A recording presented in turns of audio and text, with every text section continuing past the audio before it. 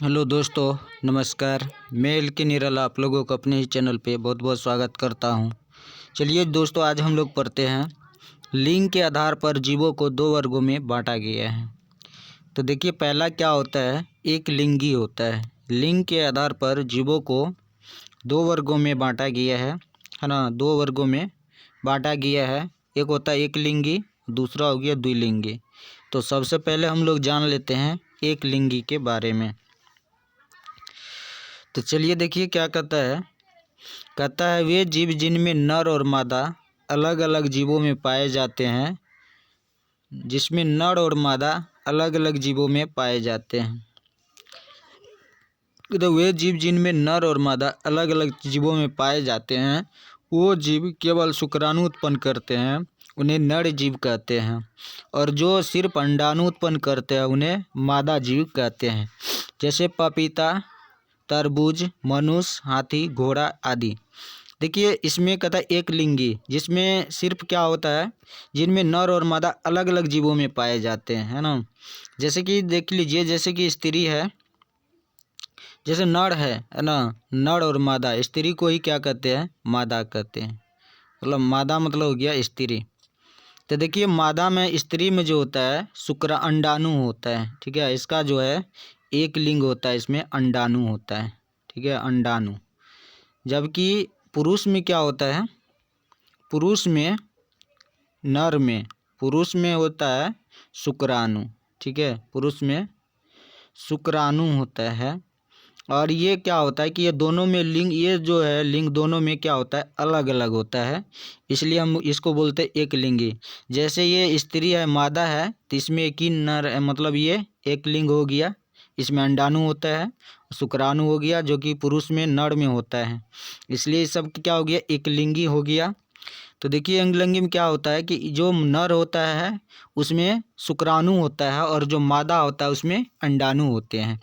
कहता है जैसे पपीता ले लीजिए, तरबूज ले लीजिए, मनुष्य, हाथी, घोड़ा आदि, ये सब क्या है, एक लिंगी है। जैसे पुरुष है तो उसमें एक ही मतलब जो है गुण होता है एक लिंगी का, है ना। चलिए अब हम लोग जान लेते हैं दुलिंगी।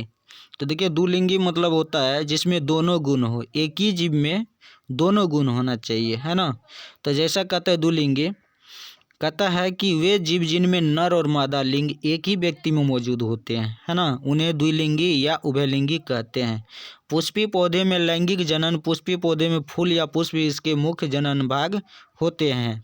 इसमें नर तथा मादा जनन अंग होते हैं, अर्थात यह अधिकांश द्विलिंगी होते हैं। देखिए, पुष्प में क्या होता है कि ये पुष्प जितना भी होता है, ये अधिकतर द्विलिंगी होता है, क्योंकि इसके फूल और इसके मतलब पत्ते जो होता है, पुष्पी पौधे में फूल या पुष्प ही इसके क्या होता है, इसका जनन अंग होता है, मतलब इसका जो है मुख्य जनन भाग होते हैं, ठीक है। और कभी कभी मनुष्य भी क्या होता है, द्विलिंगी हो जाता है। तो आप लोग देखते होंगे किन्नर को देखते होंगे, वो क्या होता है, वो द्विलिंगी हो जाता है किन्नर, क्योंकि उसमें स्त्री और पुरुष दोनों का गुण मौजूद होते हैं, इसलिए वो क्या होता है, द्विलिंगी हो जाते हैं। तो ये हो गया द्विलिंगी का, ठीक है। और अधिकतर जो द्विलिंगी पाया जाता है, वो पाया जाता है किस में, वो पुष्पी पौधे में ज़्यादा होता है द्विलिंगी, क्योंकि उसमें मतलब जनन अंग पुष्पे में ही क्या होता है, जनन अंग होते हैं, फूल या पुष्पी उसके जनन भाग कहलाते हैं। चलिए आगे हम लोग जब समझ लेते हैं, एक परारूपी फूल में 4 प्रकार के पुष्प पत्र होते हैं। तो देखिए, इसमें कहता है एक प्रतिरूपी फूल में 4 प्रकार के पुष्प पत्र होते हैं। तो पहला हो गया बाह्य दल पुंज, दूसरा हो गया दल पुंज, फिर हो गया पुमांग, फिर आ गया जयांग, ठीक है। पुमंग हो गया, जयांग हो गया। तो चलिए इसमें देखिए क्या कहता है, नोट में कुछ दिया है पॉइंट। नोट कहता है बाह्य दलपुंज और दलपुंज को सहायक अंग तथा पुमांग और जयांग को आवश्यक अंग कहते हैं, ठीक है।